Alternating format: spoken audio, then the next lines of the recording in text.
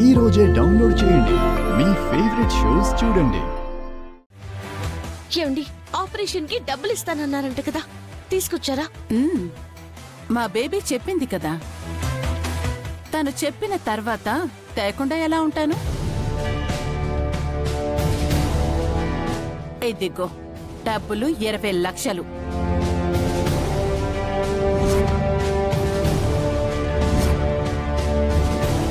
ఈ డబ్బులు తీసుకెళ్లి కౌంటర్లో అలా కట్టేస్తే మీ అమ్మకి ఆపరేషన్ చేసేస్తారు.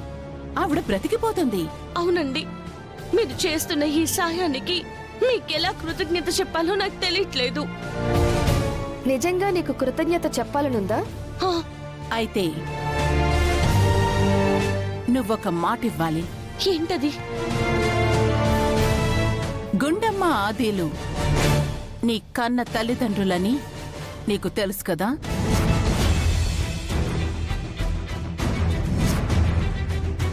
చిన్నప్పుడే మీ అమ్మ దగ్గర నుంచి నిన్ను దూరం చేసింది నేనే.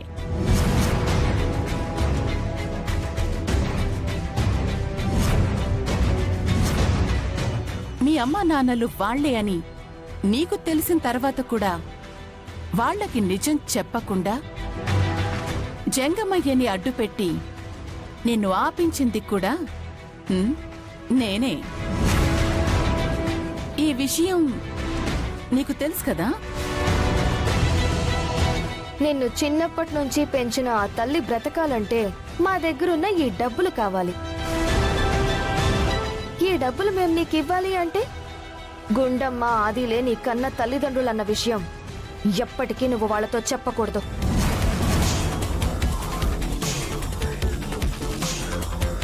నువ్వలా మాటిస్తేనే మేమీ డబ్బులిస్తాం. ఇక్కడ మీ అమ్మకి ఆపరేషన్ జరుగుతుంది.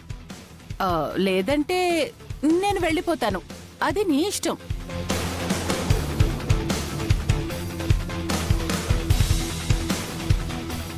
అమ్మ పల్లవి, నువ్విక్కడున్నావా? నీకోసమే చూస్తున్నాను. డాక్టర్ గారు ఇప్పుడే చెప్పారు, తనకి చాలా సీరియస్గా ఉందంట. వెంటనే ఆపరేషన్ చేయాలంట, లేకపోతే బ్రతకదంటున్నారు.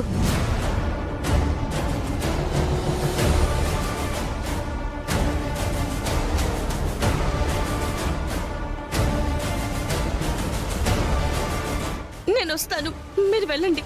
మీరమ్మ దగ్గరే ఉండండి. త్వరగా రా పల్లవి.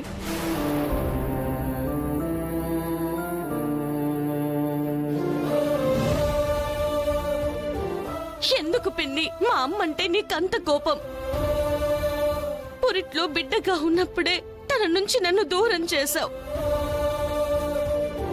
ఆ క్షణం నుంచి తప్పిపోయిన ఈ కూతురి కోసం ఆ తల్లి ఎంత తపన పడుతుందో, ఎంత ఎదురు చూస్తుందో నా కళ్ళతో నేను చూశాను. తనే నా కన్న తల్లని తెలిసినా తనతో చెప్పలేని పరిస్థితుల్లో నన్ను నిన్నటి వరకు నించోబెట్టారు.